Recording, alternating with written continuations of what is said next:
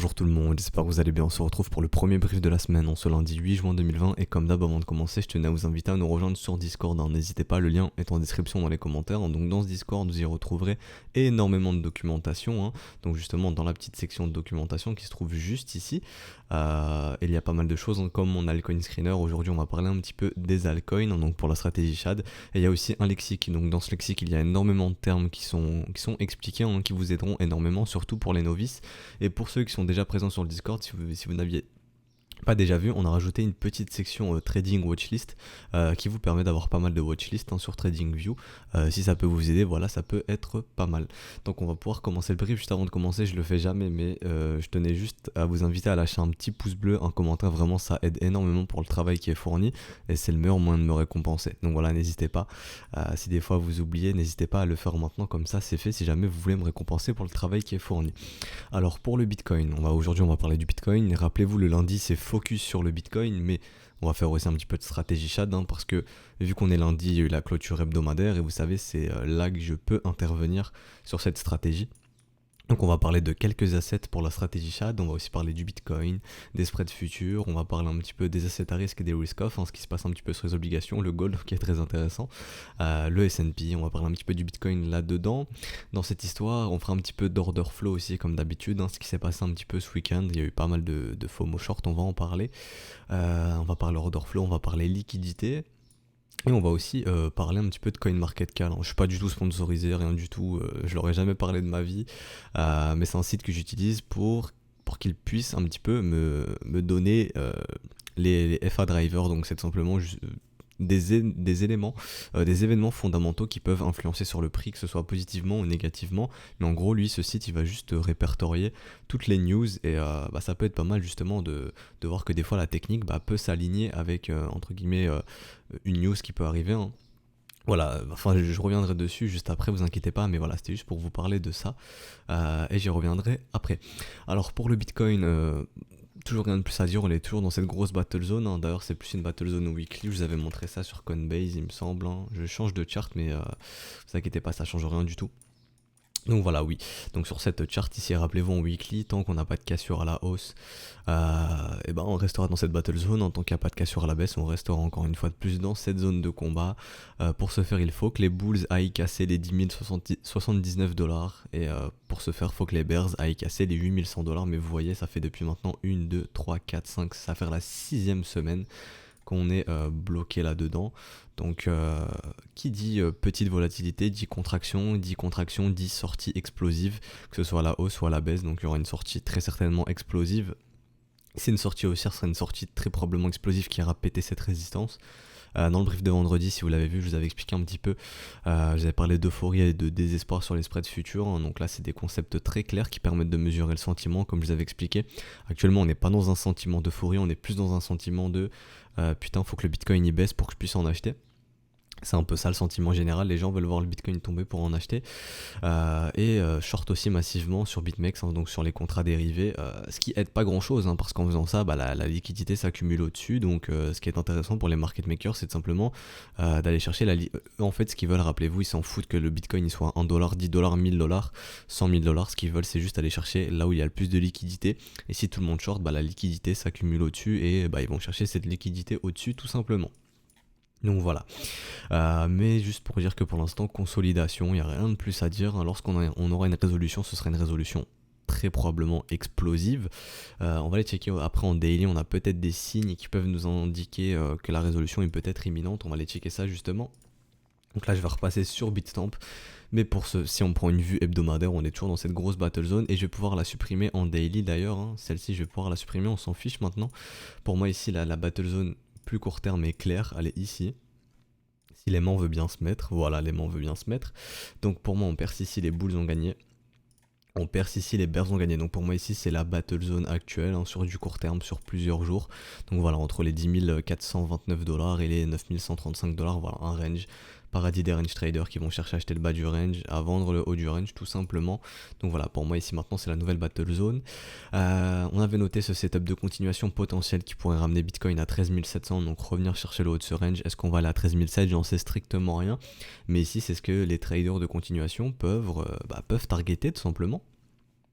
Juste ce mouvement ici, AB égale CD, donc AB égale CD qui pourrait nous ramener à 13007 en cas de la cassure des résistances de 10 500 justement, comme j'en avais parlé sur les spreads futurs. On regardera si le marché part un petit peu dans l'euphorie. Pour l'instant c'est pas le cas, on est plus dans un marché dans le désespoir. On va très très vite en backwardation, donc les gens sont un petit pas déprimés, mais voilà, les gens veulent vraiment voir le prix du Bitcoin baisser. Et tant que les gens veulent voir le prix baisser, ce qui est le plus probable, c'est que le prix monte tout simplement. Et quand les gens seront convaincus que le prix ne baissera plus, c'est là qu'il baissera. Mais pour l'instant, j'ai pas l'impression, et de ce que nous dit le sentiment, de ce que nous disent un petit peu l'order flow, que les gens sont convaincus que ce truc va aller sur la lune. Ils sont plus convaincus que ce truc doit descendre pour pouvoir en acheter. Donc théoriquement, ce truc peut monter. Voilà, tout simplement. Donc ce setup de continuation, donc ici un creux, deux creux, peut-être le troisième creux et peut-être ici cette petite structure, ok. Donc ce petit W qui pourrait encadrer ce setup de continuation qui pourrait ramener à 13007. Donc on va suivre ça tout simplement, on va suivre, ça veut pas dire que le prix va aller à 13007 si c'est juste un setup, c'est à dire qu'on a la condition 1, 2 et 3, on peut se permettre d'agir et l'issue finale de ce trade c'est le marché qui la donnera, ok. Donc voilà, non, on lit pas l'avenir, mais ici ça targeterait les 13 700. Alors un stop à break-even ce serait à 10 900, donc quoi qu'il arrive, si jamais ce setup se déclenche et qu'on va à 10 900, les bulls sortent sans perte quoi qu'il arrive. Si jamais on va à 11 800, les bulls sont en trailing stop, c'est-à-dire que le stop bouge, c'est-à-dire qu'ils sont autorisés à prendre leur profit à partir de ce ratio ici. Donc si ce sont des ratios de risque, tout simplement de la gestion du risque, ce ne sont pas des ratios de Fibonacci, ok. Donc voilà, on va aller un petit peu jeter un oeil sur les contrats futurs, voir un petit peu ce qui se passe, on va checker un petit peu tout en ce lundi. Donc on va checker un petit peu le momentum. Au niveau du momentum, clairement ici pas de signe de divergence, pas de signe de M non plus. On peut pas dire que les bears sont en contrôle du momentum du côté des contrats futurs, assez intéressant de le notifier. Ce W n'a toujours pas pris vie sur les contrats futurs, intéressant de le noter. Donc si jamais on persiste, on se dira ok le W prend vie, on est bien mature pour faire le mouvement de continuation qui pourrait dans un premier temps nous ramener à 11 950 comme c'est quelle coïncidence en plein sur le gap. Le gap des 11 950 $ sur les contrats futurs, est-ce qu'on va le combler? J'en sais strictement rien. Mais c'est une raison de localisation supplémentaire, donc voilà, on est un tout petit peu en dessous de la zone de rechargement de short, donc assez intéressant de voir que sur les contrats futurs on n'est pas encore venu chercher cette zone de rechargement de short, en tout cas très brièvement sur cette mèche, mais on consolide un tout petit peu juste dessous, donc voilà, c'est assez intéressant de notifier ça. Donc notre ratio doré qui se trouve à 10 365 $, et notre zone de rechargement de short qui se trouve à entre 12 000 et 10 365 $. Alors attention, je sais qu'il y a beaucoup de nouveaux, quand ils entendent nos zones de rechargement de short, ils se disent il faut short, mais non en fait, la zone de rechargement de short c'est juste une raison de localisation parmi les autres raisons. Nous, on vous recommandera toujours 3 raisons pour encadrer un trade: localisation, confirmation momentum et structure. Donc ici, la zone de rechargement de short, c'est juste la localisation. C'est pas suffisant pour prendre une décision. Ce qu'on veut ensuite, c'est une confirmation momentum. Pour l'instant, on n'a pas de confirmation momentum. En tout cas, personnellement, moi, j'utilise MACD, je n'ai pas de confirmation momentum. Là, si je parle des contrats futurs. Et en troisièmement, la structure, il n'y a toujours pas de structure de M qui nous montre que cette dynamique s'inverse. Ce marché est toujours dans une dynamique haussière. Donc les bulls ont la main sur ce marché, et tant qu'ils auront la main, ils iront driver le prix là où ils le veulent, ok. Donc pour l'instant pas de signe de bears qui sont en contrôle de ce marché, tout simplement, qui puissent être en contrôle de ce marché. Alors je pense qu'il n'y a rien de plus à dire, franchement. On va checker un petit peu du coup l'OBV, l'OBV qui continue de faire des W, donc un OBV qui est toujours croissant ici. On avait bien vu des W du côté du volume acheteur, assez intéressant. William qui nous indique rien de plus, le momentum qui nous indique rien de plus. Alors là ça a un petit peu changé, rappelez-vous, depuis ce M, pour nous les bears sont en contrôle du momentum sur le spot, et on attend en fait que les bulls instaurent un W. C'est à dire que là par exemple si le momentum fait ça, là ok les bulls sont en total contrôle du momentum, les bulls auront récupéré le momentum, et là on sera mature pour partir sur des mouvements de continuation comme on l'avait fait ici, rappelez-vous. Ici M sur le momentum, ça dit aux bulls calmez-vous, ok, les bears récupèrent le momentum, ensuite les bulls instaurent ce W ici, et depuis le 23 avril ici on avait vu que les bulls avaient récupéré le momentum. Ici suite à ce M qui a été confirmé le 9 mai 2020, ça indiquait ok les bears maintenant sont en contrôle du momentum, les bears ont le contrôle du momentum. Donc si les bulls réinstaurent ici un W, les bulls auront encore le contrôle du momentum, et là on sera mature pour potentiellement pousser ce marché encore plus haut, et ce qu'on va surveiller nous c'est ce setup de continuation ici, qui pourrait être déclenché si on casse les 9 870 $ pour moi. et qui pourrait targeter, comme on l'a vu juste avant, les 13 700 $. Alors est-ce qu'on va aller à 13 700? Je le répète, j'en sais rien, je n'ai pas de boule de cristal ici, c'est juste un setup, ok? Donc voilà. Alors on va parler un petit peu maintenant de setup. Alors on a parlé de ce setup de continuation pour les traders de continuation, mais il y a aussi les traders de rallye contre tendance qui eux essayent de trouver des shorts parce qu'on arrive en zone de rechargement de short, et je dis bien essayent de trouver. On short pas actuellement, il est encore trop tôt pour shorter ce marché. Pourquoi? Parce que pour l'instant on a que la première raison qui est la localisation, et encore on l'a pas tellement, on n'est pas dans la zone de rechargement de short ici. Donc quand le cours, ou si le cours va dans la zone de rechargement de short, ok, on aura la première raison, la localisation. Ensuite, deuxièmement, la confirmation momentum. Actuellement, certains diront qu'ils l'ont, on est toujours sous l'effet de cette divergence. Pour moi, tant qu'on ne voit pas de W, on est toujours sous l'effet de cette divergence. Donc pas de souci de ce côté-là. Et ensuite la structure, mais pour l'instant il n'y a toujours pas de structure, tant qu'on ne voit pas de M comme ceci, le marché ne nous indiquera pas que la dynamique est potentiellement en train de s'inverser, donc les bulls sont toujours en contrôle de ce marché, on a toujours une dynamique haussière ici, donc de shorter c'est se mettre contre la tendance, et quand vous êtes trader de rallye contre tendance, vous aimez bien quand même que la dynamique s'inverse, et actuellement ce n'est pas le cas. Donc de ce côté-là, il n'y a rien de plus à dire, encore trop tôt pour shorter ce marché, et pour les traders de continuation, encore un tout petit peu trop tôt pour prendre des trades de continuation, pour moi je le répète. Mais le trade de continuation pourra être pris lorsque ce W ici prendra vie, et pour l'instant c'est pas le cas. Et si jamais on casse, donc on va prendre le prix exact, si on casse avec une clôture les 9 900 $, ok, ce W prendra vie, et là on pourra dire que on a nos 3 creux, on a notre structure, on va checker le biais institutionnel, ça c'est ma confirmation momentum, le biais institutionnel est bien boule, donc on aura toutes les raisons pour prendre un trade de continuation, en tout cas pour les traders de continuation, ils auront toutes les raisons pour le prendre, et ensuite on en suivra l'évolution tout simplement, ok. Donc voilà, j'ai rien de plus à dire pour le coup en daily. J'ai oublié de parler, si on va parler du RSI, j'ai oublié d'en parler. Alors ok, très très intéressant. Donc sur le RSI là clairement on voit quoi? On voit soit un potentiel W, soit un potentiel M. Donc ici zone de contraction sur le momentum, ça tombe bien, on est dans une battle zone, donc ici ça fait sens dans cette battle zone. Et sur le momentum, zone de contraction, c'est-à-dire soit le momentum ici part en W, et auquel cas ça c'est boule, ça sera une résolution haussière de la contraction du momentum, ou ça part en M, et ça sera une résolution baissière, ok. Donc là on va noter ça, mais contraction pour ceux qui utilisent le RSI, très intéressant pour vous de ce côté-là. On peut noter une contraction ici sur le momentum qui peut traduire un squeeze, donc rappelez-vous un squeeze, c'est un mouvement brutal qui va liquider un des deux camps, soit les acheteurs, soit les vendeurs. Donc voilà. Donc maintenant en 4 heures on va checker un petit peu. Donc en 4 heures toujours ce setup de continuation qui est d'actualité, les bulls ne sont pas off ici. Assez intéressant, on avait notifié cette diff qui a indiqué aux bulls calmez-vous, une divergence ça ne veut pas dire que le prix va baisser, je le répéterai jamais assez, ça veut juste dire ok bulls calmez-vous, donc là c'est une divergence baissière tout simplement, et ça veut dire qu'il se passe quelque chose dans la dynamique interne, mais ça ne veut pas dire que le prix va baisser, ça veut dire on a une perte de momentum, on a une perte de force, ça veut juste dire ça, ok, le mouvement devient de moins en moins fort. C'est tout ce que ça veut dire. Et pour avaler cette divergence, et maintenant c'est clair, on attendra que les bulls instaurent ce W sur le momentum tout simplement pour avaler cette div ici. Donc si le momentum est amené à casser ici, on aura clairement ce gros W qui avalera cette divergence, et là on se dira ok, même en 4 heures les bulls reprennent le contrôle du momentum. Alors ce setup de continuation pourrait nous ramener à 11 700, assez intéressant de le notifier, et je pense qu'il n'y a rien d'autre à dire de ce côté là. On va aller checker un petit peu en horaire, donc là je suis obligé de changer de chart, on va aller sur Bitfinex. Donc voilà, on voit qu'on est en train de travailler cette trendline, donc pour les bulls, ce qu'on veut voir c'est des W de l'autre côté de cette trendline, rappelez-vous.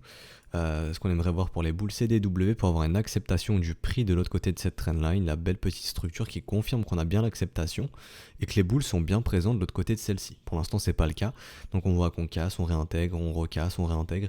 Donc voilà, tant qu'on n'a pas de structure, on n'aura pas de signal clair qui dit aux bulls go. Tant qu'on n'a pas de W, les bulls n'ont pas le go pour foncer, ok.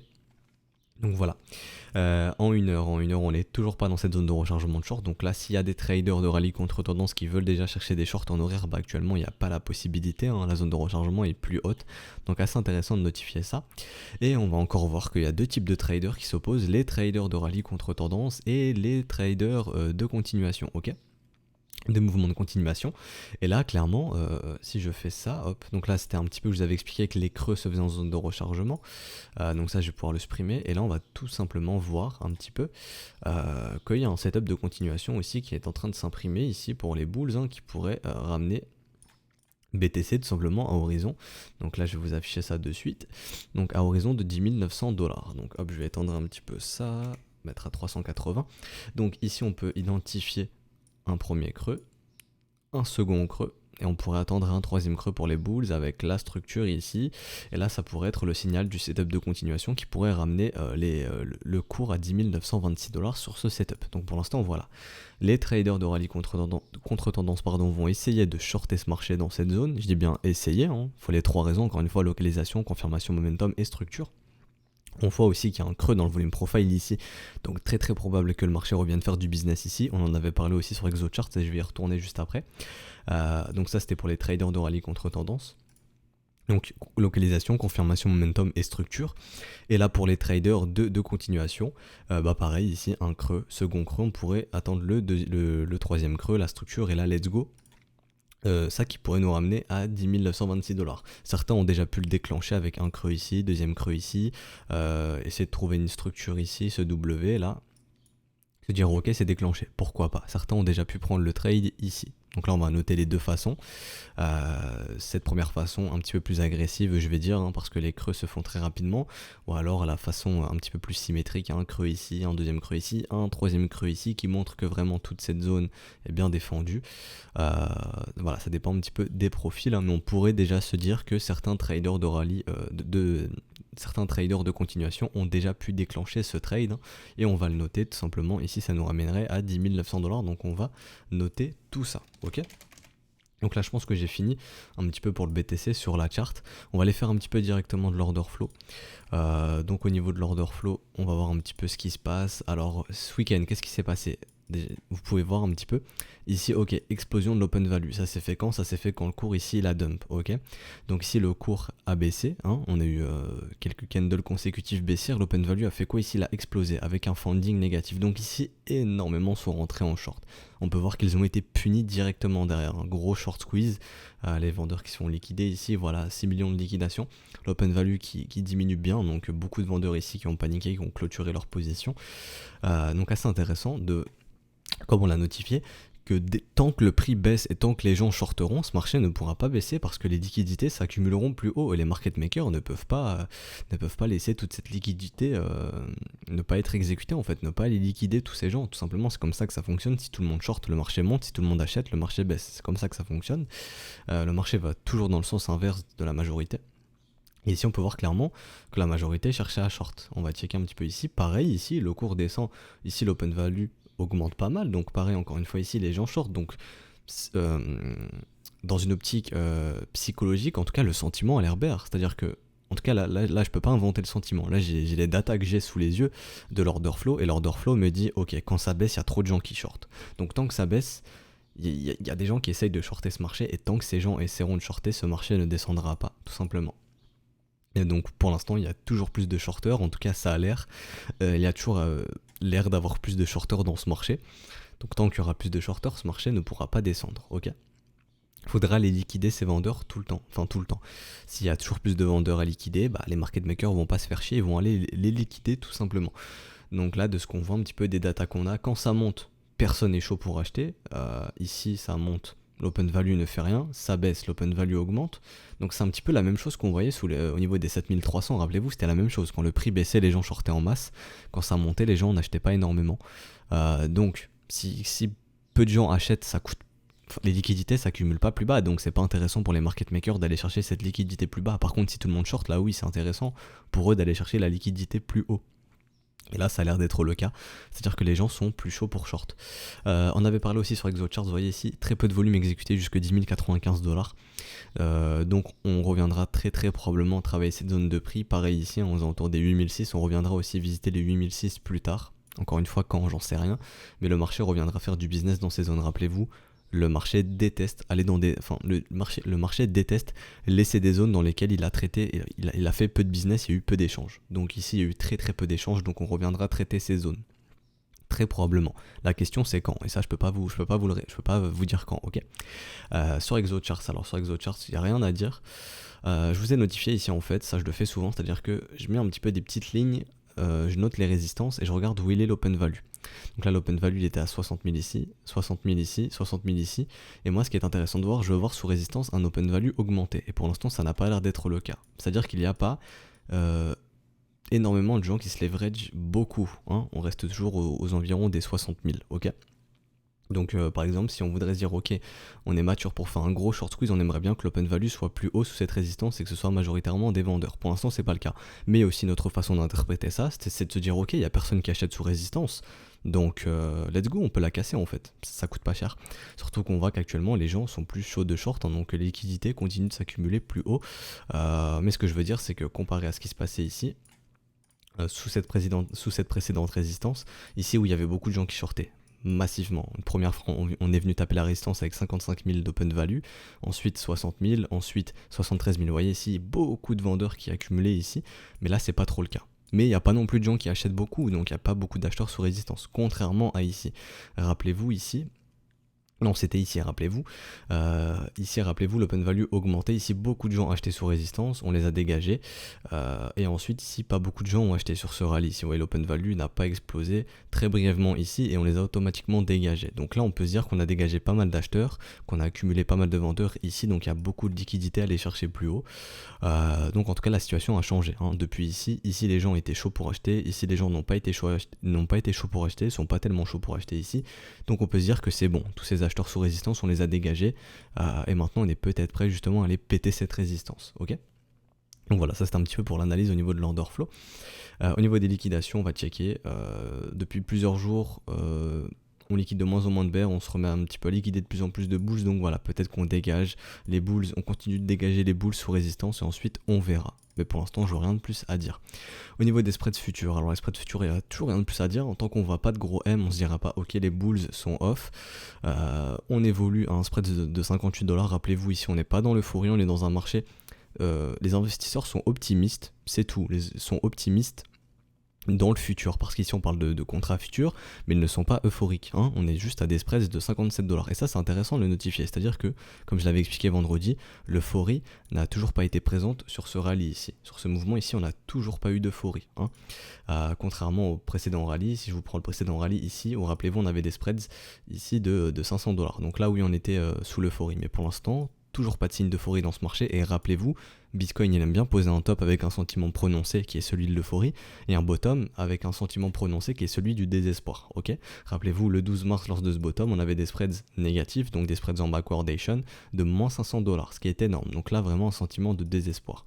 Mais ici on n'a pas un sentiment de désespoir, on n'a pas non plus un sentiment euphorique, donc pas de signe de top ici, juste avec l'analyse du sentiment, en tout cas si on parle du sentiment pur, toujours pas de signe d'euphorie dans ce rallye, donc probablement toujours pas de signe de top ici. Et rappelez-vous la question qu'on s'était posée, c'était en cas de cassure de la résistance ici des 10K5, est-ce que l'euphorie va entrer dans ce marché? C'est ce qu'on va surveiller. Ethereum c'est la même chose, hein. Si je vous prends les spreads d'Ethereum du précédent rallye en février, on était à 12$ de spreads, actuellement on est à 2$, quasiment même pas, donc pas de signe d'euphorie non plus sur l'Ether, pas de signe d'euphorie non plus sur LTC. Et au niveau des spreads USDT, rappelez-vous, ce qui nous permet de savoir comment naviguent les capitaux au sein du marché même, hein. Donc là entre le Bitcoin et les alts et l'USDT, on voit que depuis plusieurs jours, on commence à faire des sommets descendants, ok, et des creux aussi descendants, donc des M dans des M, donc depuis plusieurs jours là, si on continue sur cette dynamique, ça indique que les capitaux quittent l'USDT pour aller dans le Bitcoin et dans les alts, et ça c'est encourageant pour les bulls, ça veut dire que potentiellement on est mature pour FOMO sur le spot price, potentiellement, en tout cas les gens sont peut-être matures pour FOMO, si jamais on doit avoir un mouvement aussi, les gens voilà, peuvent acheter sur Bitstorm, Kraken, Coinbase, etc. Donc là où vous pouvez acheter du vrai Bitcoin, ok. Donc ça c'est intéressant de le notifier, et sinon dans une autre interprétation, ça veut juste dire que les capitaux quittent l'USDT pour aller dans le Bitcoin, et ça c'est encourageant pour les bulls, tout simplement, ok. Si les capitaux quittent l'USDT, si les gens sont prêts à échanger leur USDT pour acheter du Bitcoin, bah ça augmente la pression acheteuse, ce qui peut faire tout naturellement pumper les prix. Alors au niveau des risk of risk on tout simplement, les assets à risque qui continuent de performer, hein, donc ça voilà c'est assez ouf de voir les assets à risque performer, le marché a toujours raison, on dirait qu'on aime bien acheter du risque pour le moment. Le gold qui est quasiment en train d'aller casser ses précédents creux, on va aller voir ça de suite sur le gold futur. Ok, donc là on peut annihiler ce deuxième creux ici, donc le décompte reprend, donc deuxième creux ici, assez intéressant de notifier ça. Donc voilà, assez intéressant. On va suivre l'évolution, c'est-à-dire que si le gold pète à la baisse, bah, ça pourrait être encourageant pour le S&P tout simplement. Et la question qu'on peut se poser, c'est est-ce que BTC se comporte toujours comme un asset à risque? Est-ce qu'il suit toujours le S&P? Si c'est le cas, toujours pas de signe de top du côté du S&P, toujours pas de signe de top du côté du BTC, peut-être un potentiel W ici. Donc tout pour avoir un Bitcoin qui suit le S&P, hein. Un S&P qui est très très chaud d'ailleurs. Donc assez intéressant de notifier ça. Donc voilà, je pense qu'on a fini pour la partie crypto.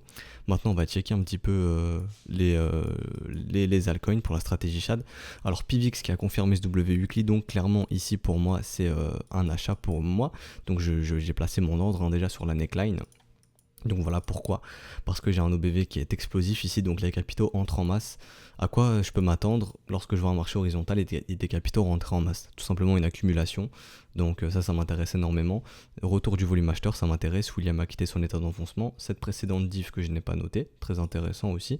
Donc pour moi ici clairement c'est une stratégie SHAD encadrée et mon ordre est posé sur la neckline de ce W qui est enfin confirmé, hein. On avait attendu plein de fois, ça n'avait jamais été confirmé. Alors QuarkChain. QuarkChain, on va checker ça.